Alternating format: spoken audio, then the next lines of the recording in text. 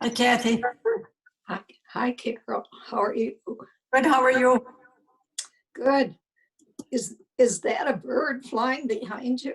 Or Yeah. are you- Yeah, this is so dark when it's during the day. I get a light on the side here and I'm so dark. I'm trying to figure out how I can get it so it's not so dark.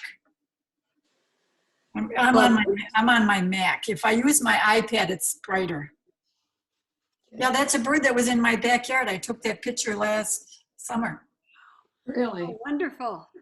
Hi, It's an Colin. Welcome back. It's an egret.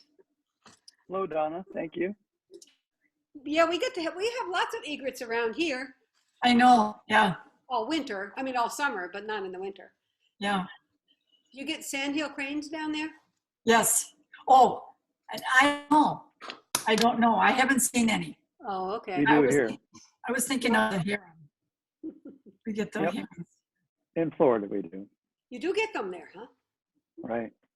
Mhm. They're just amazing to me, and they seem to get tamer every year. So Really? be out walking with the dogs, and it's just amazing how even with the dogs, it's like as long as they know the dogs are next to us, if the dogs are running free, that's different. But if the dogs are right next to us, I mean, it's amazing how close we can get to them before they finally get mad and fly away. I'm not sure that they're tame or just stupid, Well, because you often see them walking in the middle of the street, and I'm just surprised we don't see more of them get run over. yeah, huh? Sort of like geese. Yeah. What are you talking about? Sandhill cranes. What? Sandhill cranes? Oh, okay. Okay, you know what they are, yeah. Hi, Eileen, Carol, Dorothy, Kit, and Carol.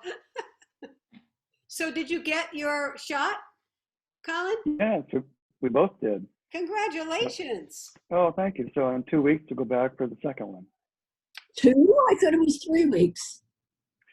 Well, it's 2 weeks from now. But yes, it was 3 weeks for my wife and 4 weeks for me. So Wonderful. where are you? In Arizona? Florida. Florida. Florida. Really? Did you have to stand in a 3-hour line? No, I wouldn't do that. Yeah, we got in. I went through the VA actually, so it was very simple. But for my wife, we had to get online and tap in right at the right time. And really, we were just lucky to get a spot for her. Wow. Yeah. Huh? So yeah, in Wisconsin, they're saying it's going to take months to get the frontline workers vaccinated. And and we, Michael and I are, well, I'll be 75 in about 2 weeks. So people who are over 75 get it the second tier.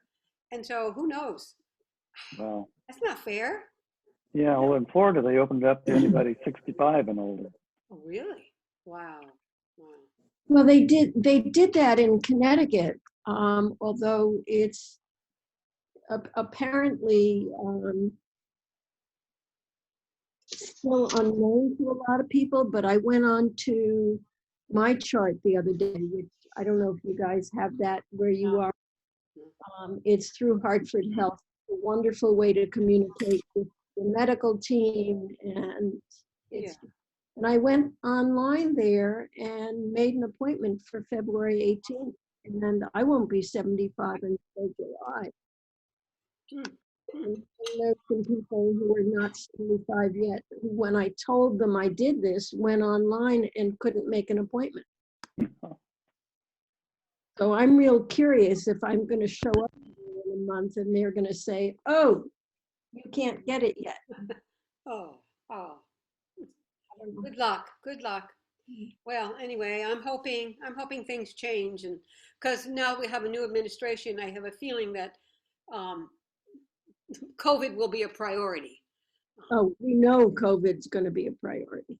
So hopefully we can move things faster and get that shot so I can get out and do what I want to do and be with who I want to be with. Don't get too much excited about that. I am. Once you get both vaccinations, Yeah. most people are still not vaccinated, so it's dangerous out there. Well, I know, but it won't be as dangerous. I mean, 95%. I want the one, because I guess it was Pfizer and Moderna are 90 to 95%, but there's another one that's only 65%. So I thought, I'm not going to get that one. Which Well, you're probably not going to have any choice. Yeah. Well, I can always say, I'm not getting this one and wait until one that's more effective comes, you know. Which kind do you get, Colin? Will they tell you ahead of time which one you're getting? Oh, yeah. Yeah. Yeah, I got Moderna through the VA, and my wife got Pfizer through the county. Great. Well, it is 2:00, top of the hour, time to start. There's Lisa. Hi, Lisa. 3:00. We have a new person today. So, and I'm excited. So we'll do things a little bit differently today. So let's see. I think this week is kind of the sort of the part 3 of learning how to calm a mind. And since a happy mind is more likely to stay, then we'll be focusing today on the 4 faces of love. That's what Gil Fronsdale calls a meditation teacher. The traditional Buddhist perspective, they called them the 4 divine abodes, or the 4 sublime states, the 4 immeasurables, because once you are in that state and you radiate it out to all of the world, so making it immeasurable. So we'll be talking about that. And as Thanissaro Bhikkhu, who's he's a meditation teacher and Buddhist scholar, as he says, traditionally people practice these 4 or cultivated these 4 states. They were the people that were interested in happiness. So, and truly, I love talking about happiness more than anything else. So, and talking about love as a way to happiness, you know, I mean, it's just a joy. So, and a privilege, let me put it that way. So anyway, so what we're going to do then is we'll have a 3-minute video on happiness. And then we'll do an introduction on the 4 faces of love. And then we'll have a guided meditation. But since we do have a new person today, I thought what we would do is start with practicing mindful listening. So we'll do a short guided meditation on that. And it's a practice that I learned from Robert Brugger. And what we're going to do is choose an anchor. Some of you have done this before. And so an anchor, and picking one that's the best for you today. Okay. maybe, you know, like, or for even right this moment or this class. What an anchor is, for those of you who don't know, is just an object that we choose to focus on, that so that when the mind strays, we can bring it back. And so it's like training a puppy. When we train the puppy to stay, the puppy doesn't know what we want. So the puppy runs away, and then we gently go and pick the puppy up and bring the puppy back. And we do it over and over and over again until the puppy eventually gets to know what we want. And our mind eventually gets to know what we want, and then it does what we want it. And that's the idea. And to remember, though, that if we punish the puppy, it doesn't make the puppy learn any quicker. So the same thing goes with our minds. So being gentle, and when our mind wanders, we just very gently steward it back to the anchor that we've chosen to place our mind on, okay, or our attention on. And we can also celebrate that we noticed that the mind was wandering, okay. So, and usually people will pick, and most meditations suggest using the, I see Holly's raising her hand. Yes, Holly. Oh, I think you're just playing around with stuff and it's showing up. You're muted, Holly. You're muted. Let me see if I can unmute you. Holly.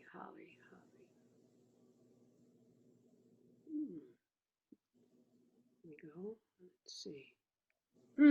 That's odd. You're muted, so you must need some other kind of speaker because it shows here that you're not muted, but we can't hear you. Darn. So maybe find another speaker or write a note and hold it up. You could put it in the chat, okay? Write something in the chat. Okay, let me come back here. So, okay, so usually a meditation teacher will suggest that we focus on either the body or body part or the breath. And that's because the body's always present. So that's one way of being able to stay in the moment. So let's start with the guided practice. And those of you who may feel more comfortable, you may want to turn off your camera or dim the lights in your room, whatever feels the best for you. Okay. And I'll start with ringing the bell.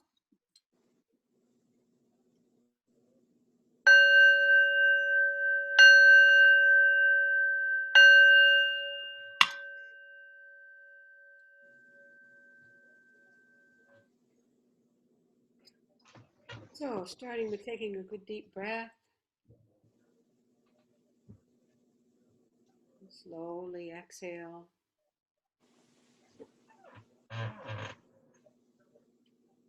And maybe check to make sure you're all muted so we don't have background noise. Thank you.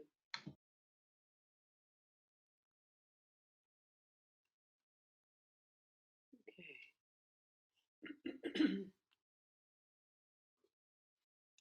So bringing the mind now, just scanning the body to see if there's any areas of tension that we can invite to release. Starting with the face, eyes, lips. Seeing if you can relax the tongue and the neck. Scanning down, chest, shoulders and arms, hands. Feeling the weight of the torso on the chair. Feeling the support of the chair.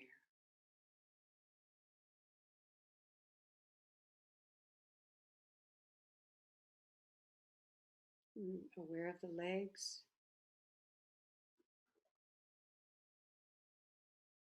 feet,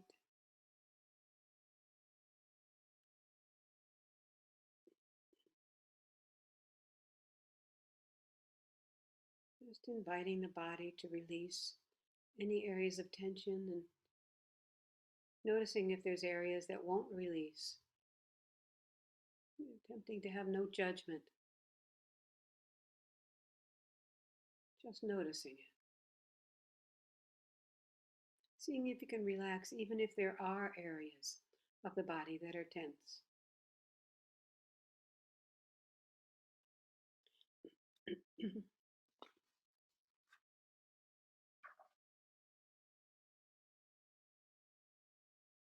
And then start to remember either objects that you've used to focus on in the past. You may want to think about the breath and bring the attention to the breath, sort of auditioning different anchors to see what feels right today to use. Maybe the breath, maybe the aliveness in the hands or the feet.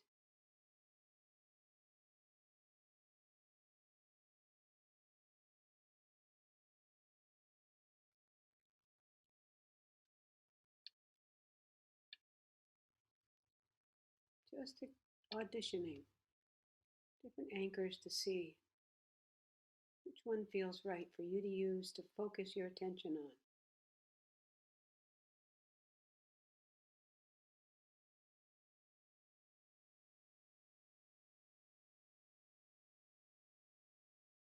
It may be focusing on the eyes,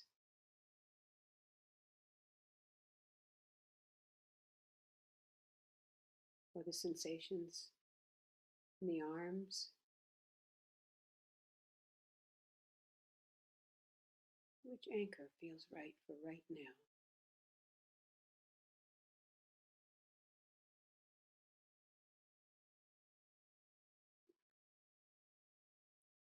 Now, once you find the right anchor, we'll take a few moments of silence, maybe a minute, to just be with that anchor.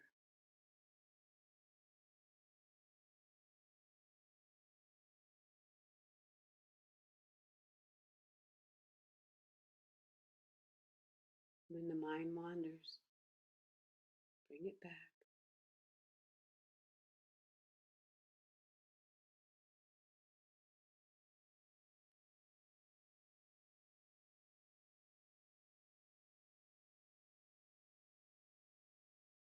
Seeing if you can stay with the anchor as I speak and as I talk, keeping, say, 70% of your attention on your anchor and 30% on the words you're hearing.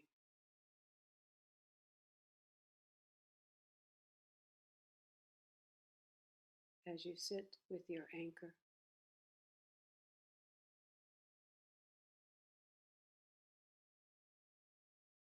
Allowing your attention to deepen into it, become absorbed in it.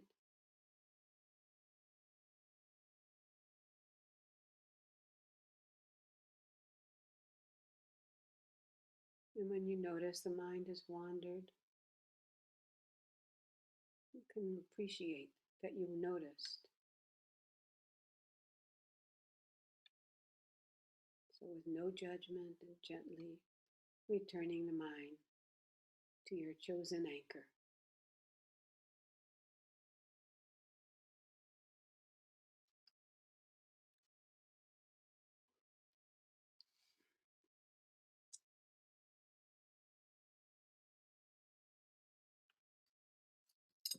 And even as I ring the bell, see if you can keep most of your attention on your anchor.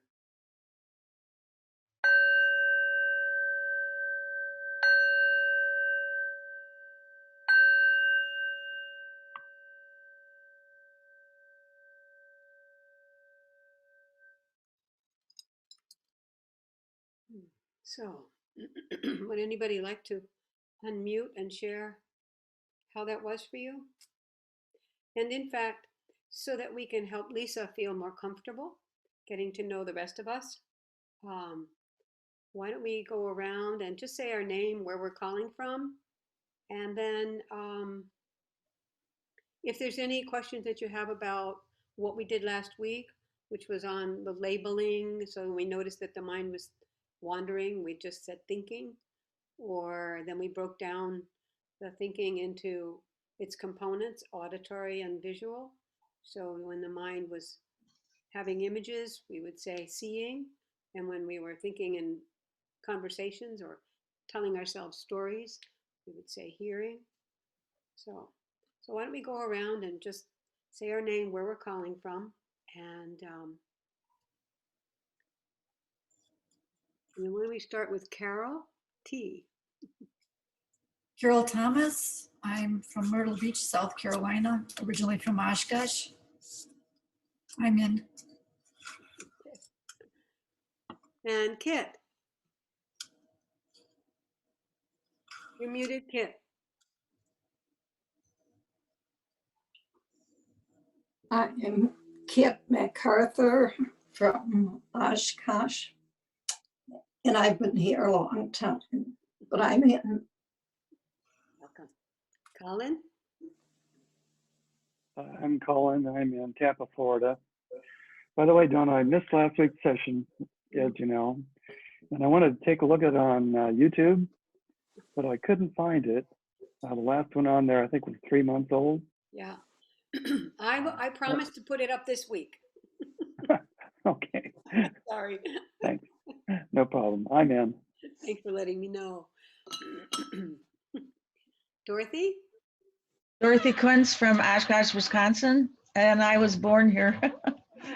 But I've traveled the world, so I did get out a couple of times. Welcome, Dorothy. And Carol?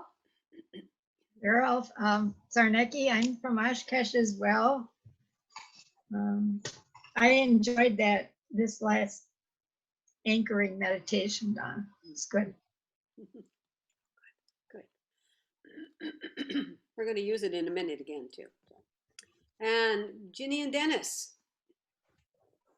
Howdy, Jenny Moon, Dennis Moon. Oshkosh, and welcome, Lisa. So glad you're joining us.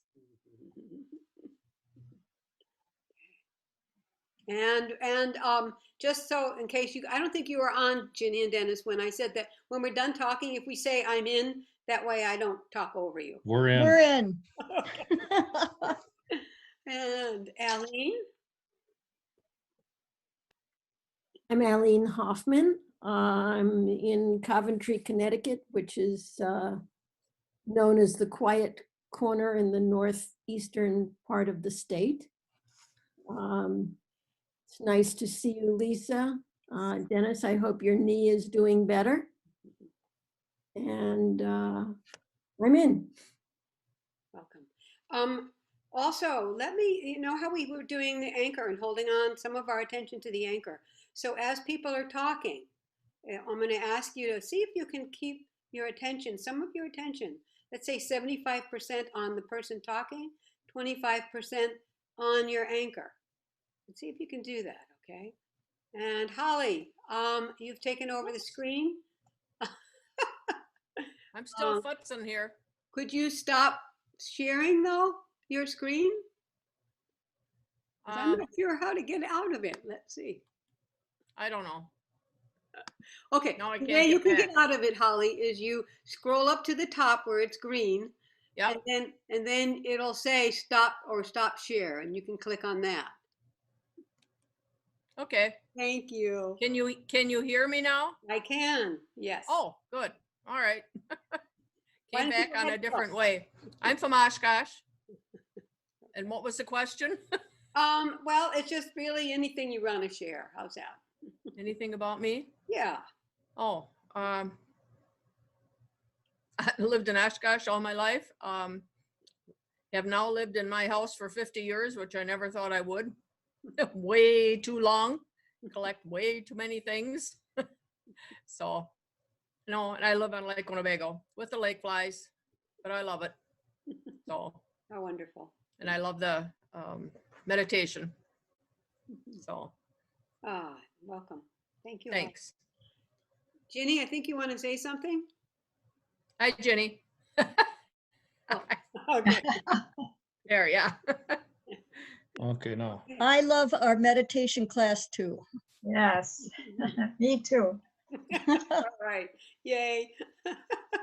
Okay. Anne. I'm Ann. I'm from Oshkosh also. And I guess just a little personal note with all of this, the last couple of weeks we've been talking about, calming the mind and just kind of, we've stayed on the same topic for a couple of weeks, which I've found very helpful.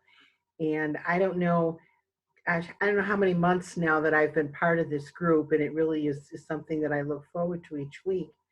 But I've noticed, and I think all of us with this pandemic, the longer it goes on, the more our minds get muddled and we're all kind of in a rut. And, I've talked about, I find myself going down a rabbit hole. All of a sudden, something else pops into my mind. Well, there's been a few instances over the last couple of weeks where, I don't know, maybe I've misplaced something or something comes into my mind like, this is really, I got to take care of this. And then this other part of my mind says, is that really important right now? Is that really going to make a difference? Yay. No, I can just go on with what I'm doing. So again, I keep kind of going back to that exercise that we did, I don't know, maybe months ago, about learning to put things aside. Yes. I recognize this.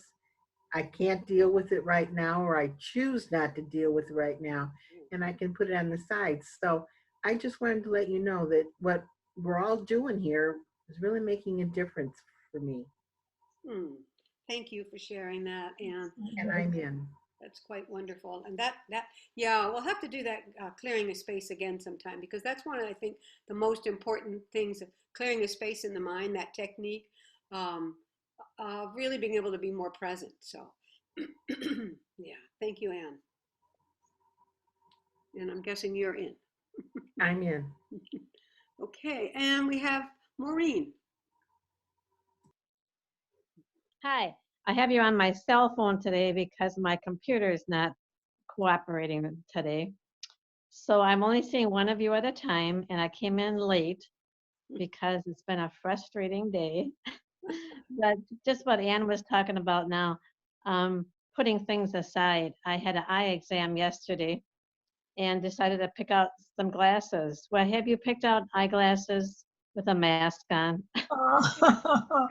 It doesn't work. So I tried on a couple of them and thought, I'm going to put this aside, like Ann said. I don't really need this right now. I don't need new glasses. So we'll wait till I can take my mask off and get some new glasses. Oh, good. So there was a few other frustrating things today. So I'm ready to meditate. Oh, great. And I'm in. Okay, wonderful. And we'll finish with Lisa. All righty. Hi, everybody. I won't remember your names right away, but eventually I'll get there. Yeah, I'm here in Elverson, Pennsylvania, which is a little south of Reading and a little northwest of Philly on my little farm. And I've come to know Donna because she was kind enough in our Zen morning group that I just joined to answer my plea for someone to just kind of start orienting me to the world of Zen meditation. So I'm kind of new to it. So that led to the invite here today. And so here I am. I'm just delighted to be with you all.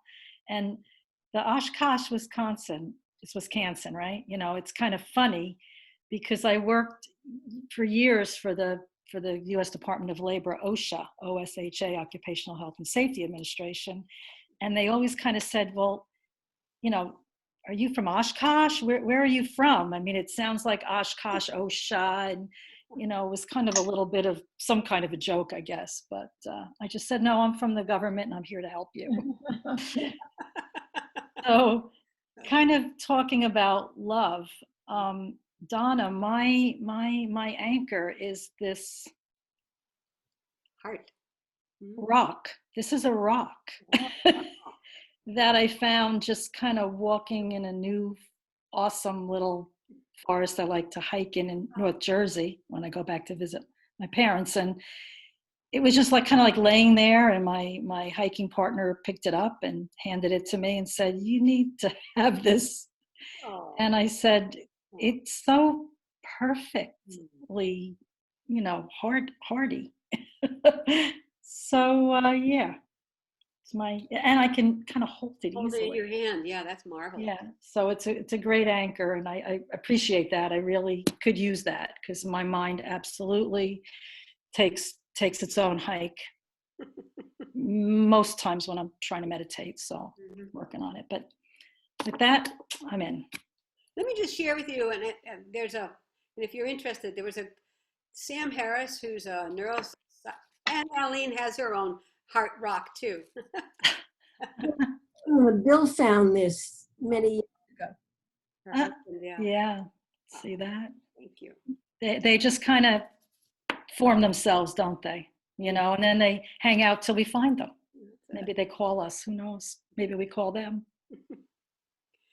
You were talking about your mind wandering a lot, and there's an interview with Sam Harris and Dan Harris. Dan Harris is the author of 10% Happier. He's also a news anchor, ABC news anchor. Anyway, Sam Harris is a neuroscientist. He wrote a book I highly recommend called Spirituality, Waking Up Without Religion. Anyway, Sam Harris was interviewing, and they're no relation, Dan Harris. Anyway, Dan Harris's response to about meditation is that everybody's mind is busy. So he calls it the fallacy of uniqueness, to think that your mind is busier than anybody else's. One. And he said, because meditation is hard for everybody. So it's important to know that you're not alone. Everybody's mind is busy, especially when we first start. And that's Ginny, yeah? What's the name of the book again by Sam Harris? Spirituality, Waking Up Without Religion. Okay, thanks. Fabulous book. In fact, Dan, because I know you read 10% Happier, and Dan Harris said to Sam Harris that his book was a prelude to Sam Harris's book. So 10% Happier, if you haven't read that, it's delightful, because Dan Harris has a great sense of humor. So I recommend that book too. Anyway, okay. So what are we doing? We're trying to make the mind stay in the present moment. Meanwhile, I have to share with you a quote that came from Dorothy Kuntz.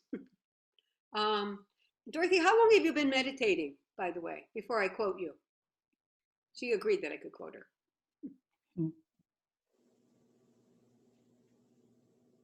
You're muted. There we go, 30 years. A long time. Okay. Okay, so it won't take this long for everybody, I can assure you. But anyway, here's a quote. Dorothy's and Carol are doing the 111-day triad mentoring thing together, and with me. And so Dorothy recently, and one of the things you do is you write and share with the other person and in the triad how long you meditated and when and that kind of thing. But you also list what you're grateful for. So I just wanted to share with you, because Dorothy said this so beautifully, and I think, Lisa, you might have heard me quote her the other day in the morning. So anyway, Dorothy wrote, a new perception of being in the present. Being in the present makes you feel alive. I've been in a dream state of thinking about past and future, guilt and fear all my life. Today, for the first time, I realized that the present is not boring. It makes you come alive. I felt alive. It's the constant dreaming that takes your freedom away and closes your heart. Just so beautifully said. Like she said, also our minds are covered with conditions, belief systems, and programming that subvert our feeling of freedom. So yeah, so it's our conditioning and our limiting beliefs, and there's a lot of obstacles. Habit, and the negativity bias that all mammals have. And also our unskillful relationships with our thoughts, feelings, and sensations. So really what's happening in meditation is we're uncovering all the obstacles, so then we can set them aside and learn how to be more skillful. Okay. So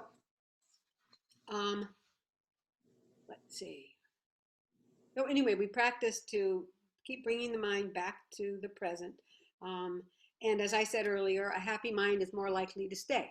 So that's why we're going to do some talk. I'll talk to you about the 4 faces of love, 4 faces of happiness too, I'd say. Anyway, I'll quote, a Zen master was once asked, what is the key to your happiness? And he replied, complete unrestricted cooperation with the unavoidable. And the unavoidable is life. So I was going to show that video, but because we're running late, I'm afraid it'll take up too much time. I want to make sure we have time to meditate at the end. And maybe we can do that video the beginning of next week. But really what the video is about is how our happiness tends to be fluctuating. Yeah.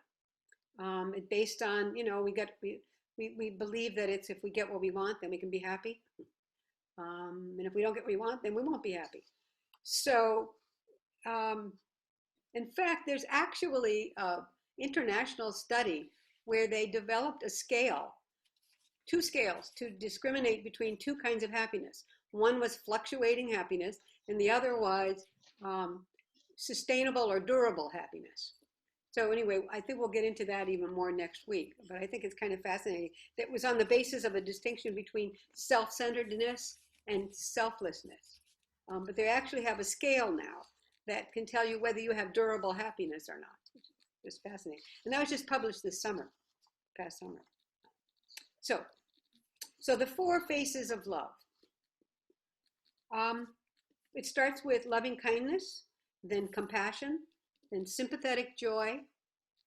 I like to call it empathetic joy or appreciative joy, because sympathetic joy is not, it's the easiest way that they translate it into English, but a lot of people see sympathy as a negative. So I think empathetic joy is a better way of putting it, or appreciative joy.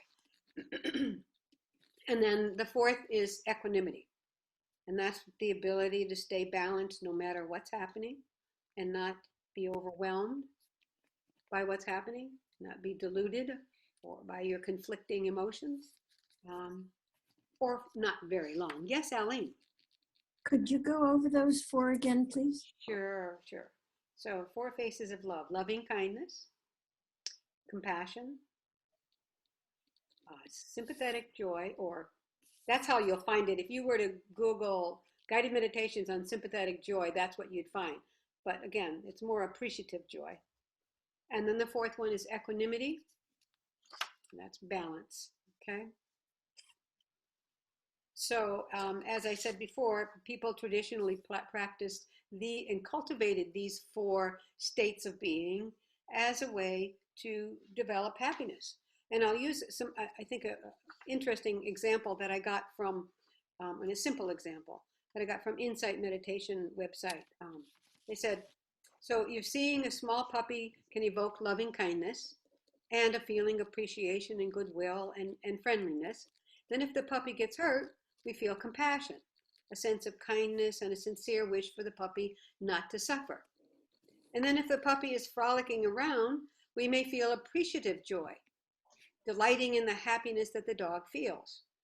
And when the puppy is overeager to run after a squirrel and then deflated when it can't catch it, we can feel an attitude of equanimity. In other words, we can clearly love the dog with a stability that keeps us from becoming overly elated or depressed by its ups and downs.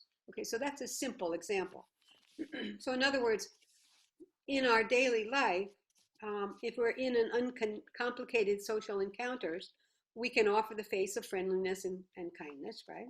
And then if we find that people are suffering, we can approach them with compassion. And then if people are happy and successful, we can offer appreciative joy and share in their good fortune. Right? It's a great antidote to jealousy or envy. That's I was really happy when I learned that one, because it was like, oh, if I'm feeling, I need everybody, Lisa, I need you to mute yourself. Okay. So if I'm feeling, if I notice I'm feeling envy, it's like I know I can replace that with, oh, appreciating the joy. And then it feels good to enjoy their enjoyment. Although I have to tell you, there's times when it's really hard. It's like, not fair. What do you mean you had to wait for 5 years to be able to get this giant pool that meanders around? I mean, you poor thing. I'm sorry. It's hard for me to have appreciative joy for this woman who was complaining that she had to wait for 5 years for a meandering pool. Anyway, so it's a practice. So, okay, so and when the other 3 faces of love are not appropriate, then or helpful, then we can use equanimous love that's present in the situation. Okay. So equanimity kind of keeps everything else in balance. So of course we want to have the emotions available when we need them. So we can recognize them in our daily life, and then we want to hold, when we recognize those feelings, is to hold them in our awareness for at least 10 to 20 seconds. As psychologist Rick Hansen, who wrote the book Hardwiring Happiness, as he says that this helps the positive move from the short-term memory into the long-term memory. And of course, it doesn't happen the first time you do it. You have to do it over and over. But eventually, that does change and actually reverses that negativity bias. So that when we relax, what we find is there's a sense of love or bliss or happiness anyway. So rather than making sure we're safe. Okay, so there's a power in that that comes from repeatedly doing. So I thought what we would do is start with, and it looks like we're going to run out of time, but maybe not, with the loving kindness meditation. But we're going to do it differently today.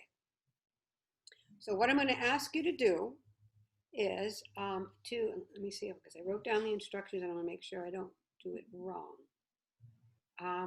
Okay, so we're going to start with the loving kindness meditation. And the way that usually works is, for those of you who have never practiced it before, has everybody practiced it first? Let me just make sure.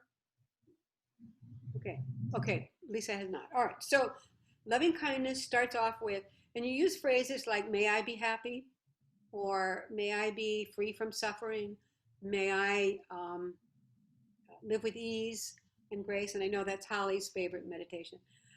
Anyway, then, and for, usually you start with yourself, but in the West, since it's kind of been determined that people in the West tend to have a harder time sending love to themselves, usually the way it starts out is we send love, we call in someone that we know loves us, and we imagine them, and we get a sense of how that feels in our body. And then once we know how that feels, then we can take that feeling and turn it around and give it to ourselves. And then we give that love to a friend or a family member, someone we love, and then we give it to a neutral member, and then we give it to someone difficult, and it progresses till finally to everyone in the world. So that's kind of more of an advanced stage, feeling comfortable giving love to someone we don't like. But it's a practice again.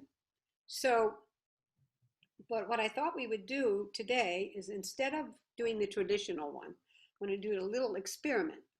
It's something that I practiced once when I was doing meditation with a group, and I found it fun. Let me put it that way. So it'll be interesting to see how you guys experience it.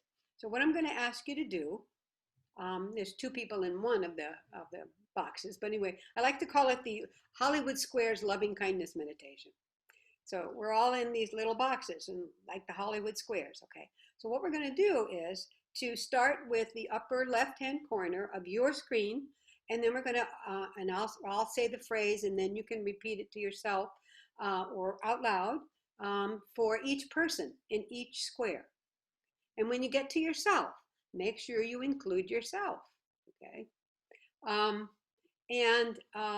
What I'm going to ask you to do is, you can unmute yourself, because I think it'll be okay if we kind of say it in a low tone, because we're going to be wishing everyone goodwill and happiness, right? So just say it in a lower tone or a whisper, right? Okay, so let's just kind of get into a more relaxed and calmer state. And sometimes the bell helps, so I'll ring the bell.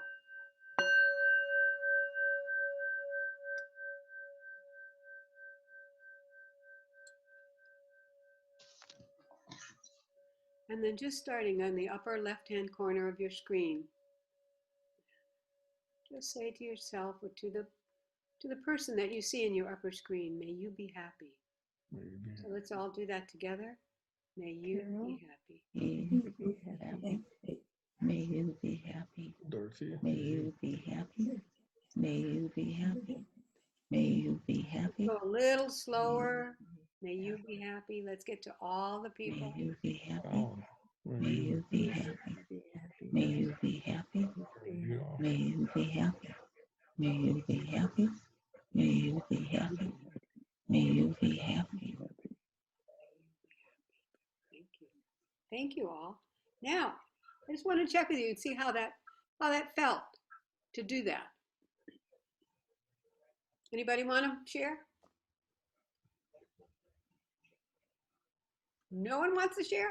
How did it Different. It felt good. Felt nice. Felt good? Yeah. How about when you Nice. got to yourself? Good. All right. Forgot me, but I just did it. Feels good. You forgot yourself, see? Yeah, I was at the top. I did too. It happens often. Need a new practice. um, Softly, and I felt like I was actually in front of them in person.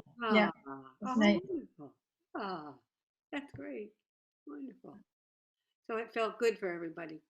Did you find any difference when you got to yourself? Yes, I kind of smiled a bit.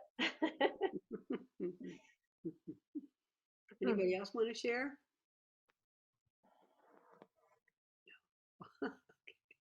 Well, I have to tell you, when I did it, I was doing it in the morning. There were 20 people, and it's my meditation, right? But what I discovered is that I like myself better than anybody else. When I got to myself, it was like, oh wow, yeah, may you be happy.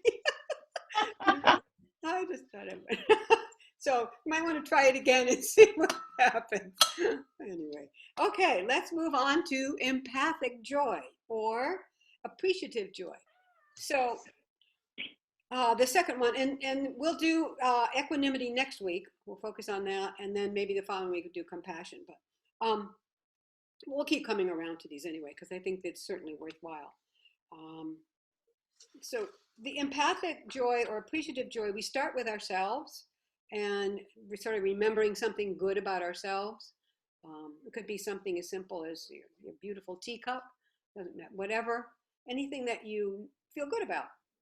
And then there's certain phrases that you can say, and then we move on to another person, a loved one, which because it's easier to send appreciative joy to someone else, and then or to someone we love, and then we'll go to a neutral person. We'll see if we can have enough time to get to a difficult person.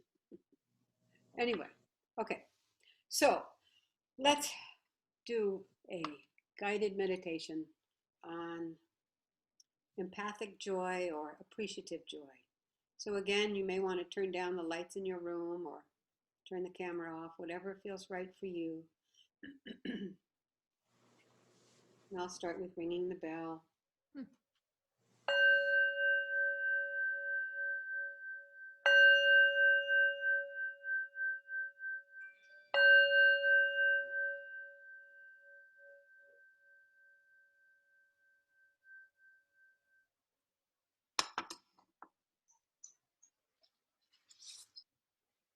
Taking a good deep breath in,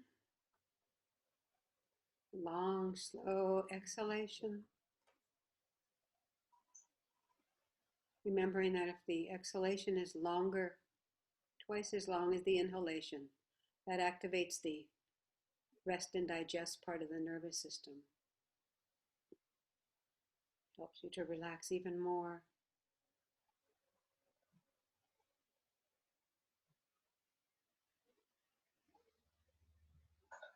So now we'll be shifting our attention to, and Carol, you're not muted yet.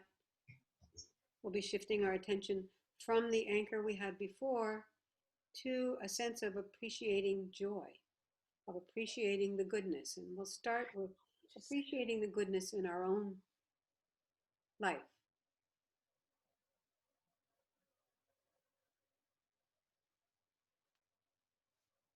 So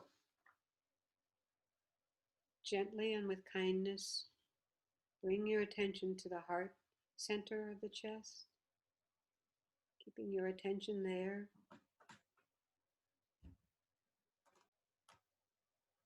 Holly, you're not muted.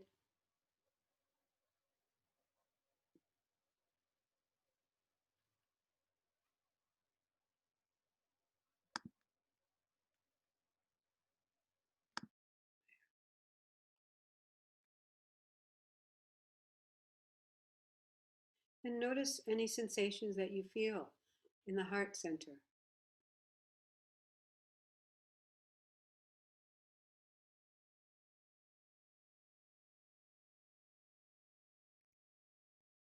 Bringing attention now to your abilities to rejoice and to have gratitude. Reflect on the good things that you've done or acts of generosity that you've performed.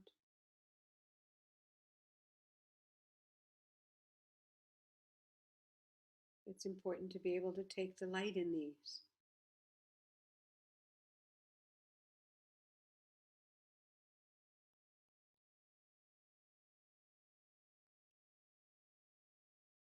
Reflecting on the good within you.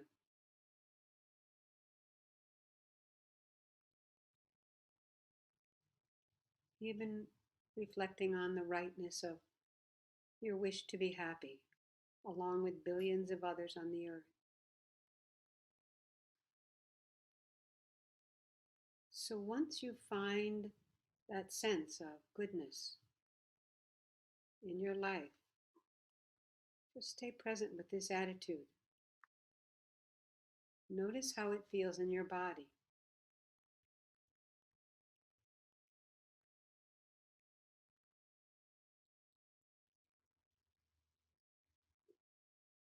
Notice where you feel it in your body.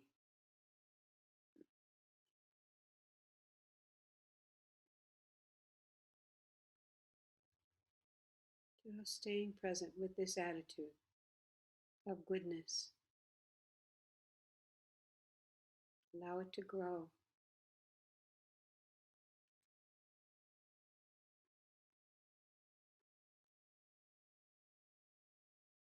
And now choose a friend, someone toward whom love flows naturally.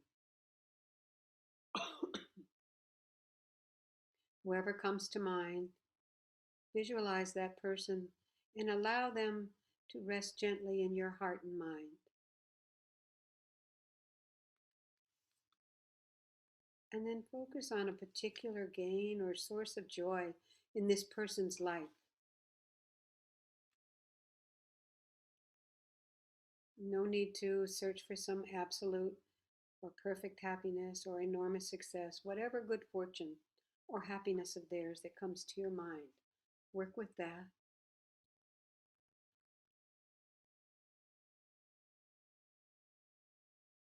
And I'll repeat 4 phrases that you can repeat them in your mind silently or even softly out loud, whatever feels right.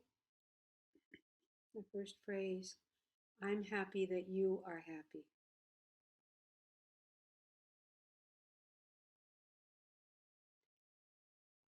Second phrase, may your happiness last.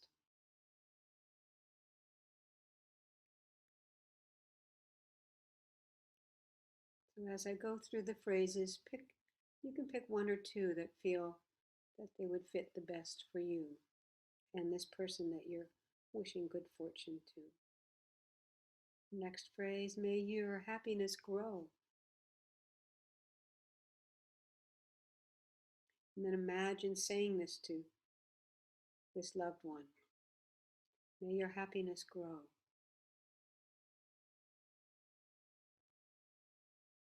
May your happiness and good fortune radiate.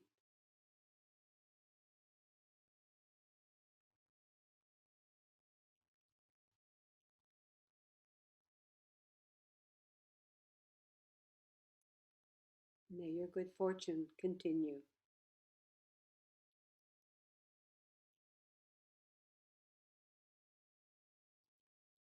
So even with a friend or a loved one, you may experience difficulty or resistance in rejoicing in their good fortune. So don't judge the resistance. The meditations, as we practice, it helps to diminish the conditioned tendencies. And just simply keep repeating, may you be happy, and I'm happy that you're happy. May your happiness last.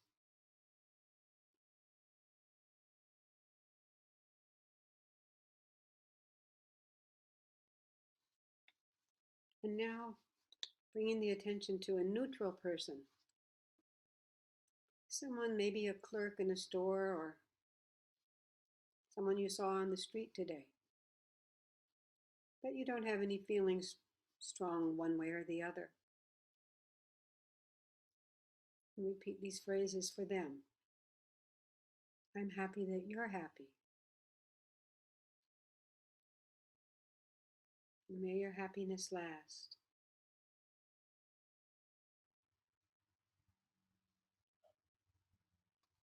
May your happiness and good fortune radiate.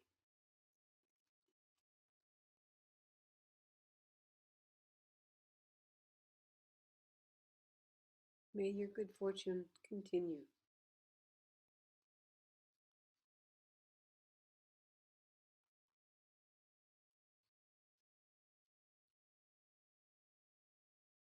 And now, as you say the phrases, you can delight in the thoughts and aspirations and remember that it's appreciative joy.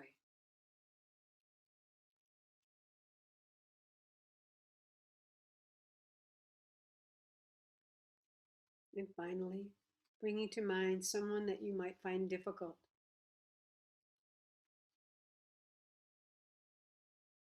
May your happiness and good fortune radiate.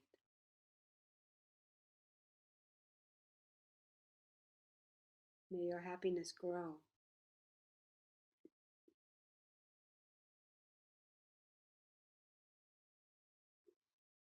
May your good fortune continue.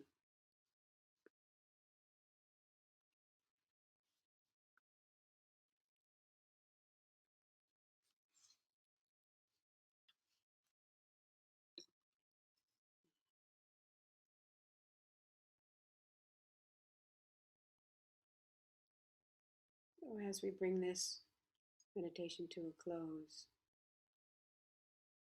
you may want to notice how your body feels now compared to when we started, if it feels any different. And as you consider opening your eyes, see if you can take some of that feeling with you.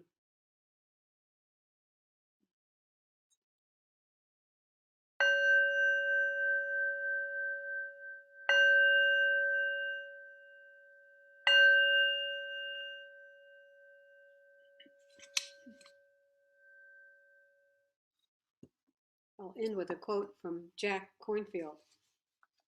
I know Dorothy's taking a class from him right now. As he says, appreciative joy is the joy and happiness experienced for oneself and others. The joy is born into everyone, but it is not limited to the innocent afforded in childhood. It is alive in all of us, and mindfulness is the gateway. Meditation allows us to be present for ourselves, each other, and the wonder and beauty of our mysterious incarnation. And one more quote from the Buddha. Above and below and all around, unobstructed, without hostility or hate, whether standing, walking, sitting, or lying down. As long as one is alert, one should be resolved on this mindfulness.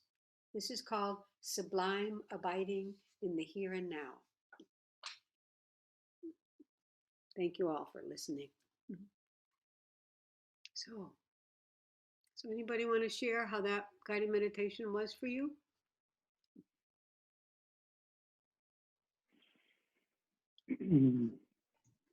I see somebody, Dorothy? Well, I just felt my heart open when we started it out. And once my heart is open, then I can feel love, and send it out and feel it for myself. So I guess the secret is to keep your heart open. I love it. What a great revelation. Thank you, Dorothy. Anyone else want to share? Yes, Carol? I really like that. I do the loving kindness meditations quite often, but I really like using that phrase, I'm happy that you're happy. It just shifts the meaning. I'm going to continue using that. Thank you, Donna. That was great. I'm in. Yes, Holly. Want me to unmute you? When everybody else talks, I can hear them, but Uh-huh. Donna, I cannot hear you. Really? And especially during the meditation, your voice gets so low. Oh, is that? I can hear everybody else when they talk really well. I mean, so just, I didn't get anything out of, Yeah. So Did anybody else have trouble hearing me? now I can hear you a little better now that you're speaking. Okay. Yeah. I had trouble too. Yeah, Dorothy? Yeah. I always have to turn my volume way up in order to I hear got Donna mine up very as well. far as I can. Yeah. Yeah. Well, perhaps if I get closer to the computer, maybe next time, that will help. So, okay. Well, we have 3 more minutes before the top of the hour. So, anybody else want to share how that? Yeah. Was? Lisa? I wanted to thank you. I think the word appreciative as well as empathetic really, said it very well for me. And then following through with just the 3 simple phrases. Wow. Because what I was writing down, making a little bit of noise was, the flip of, I'm happy that you're happy, or may your happiness last, is feeling that envy and that jealousy. And, sometimes I do that and I don't want to do that. So this is going to be, I'm probably going to hold my, my anchor and just remind myself that, appreciative. Actually, I think eventually kind of helps you appreciate yourself as well. So thank you for that. Yeah, so great first time sharing for me. Oh, it's Man. Thank you. Yeah, it really does make a difference, because we all feel envy sometimes. It's like, I want that. How come they have it? I want it, right?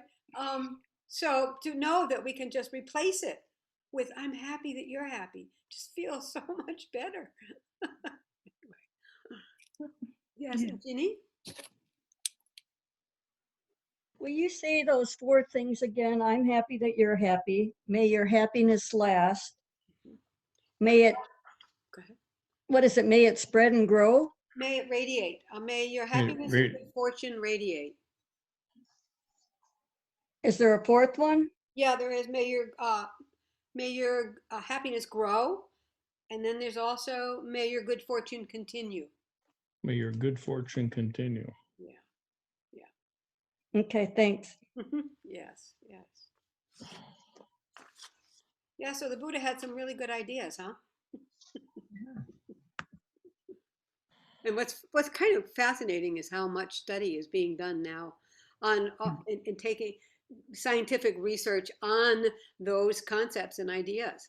I mean, the reason I got interested in Buddhism is that it promised lasting happiness, and I thought, yeah, sure, but I'm going to hang out and see, because what's the alternative, right? And so I really, these techniques are ways that we do develop lasting happiness, so that we can be happy regardless of what the circumstances are. And it's really possible. And that, like I said, they're actually doing, and we'll talk about that next week too. They did a study and they have a scale now comparing fluctuating happiness to sustainable happiness. I think it's fabulous.